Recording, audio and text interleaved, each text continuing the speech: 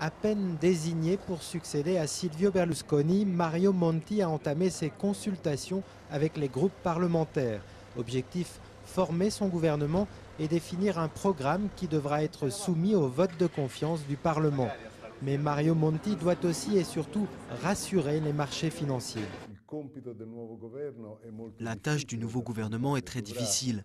Il devra à la fois respecter les engagements pris avec l'Europe pour réduire le montant de la dette publique, mais en même temps, il devra aussi relancer la croissance, remettre l'économie italienne sur le chemin de la croissance. Et bien sûr, tout cela ne peut pas se faire en une seule journée. Et les marchés, eux, sont restés très fébriles tout au long de la journée.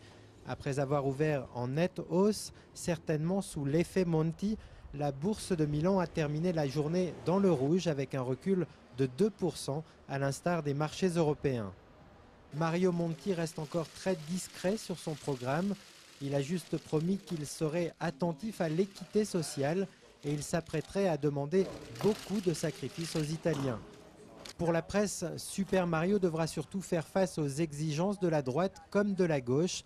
Un pari qui n'est pas gagné d'avance, mais avantage pour le futur chef de l'exécutif italien. Il arrive après un Silvio Berlusconi qui avait réussi à se mettre à dos une large majorité d'Italiens. Je ne suis pas optimiste pour l'avenir, mais Monti c'est quelqu'un de nouveau, alors j'espère juste que ça va être mieux. On est obligé d'avoir de l'espoir, car en ce moment, on n'a pas vraiment d'autre choix. Malgré sa démission, Silvio Berlusconi est toujours au Palazzo Chigi où il assure les affaires courantes. Mais selon le président de la Chambre des députés, Mario Monti devrait prendre les rênes d'ici vendredi au plus tard.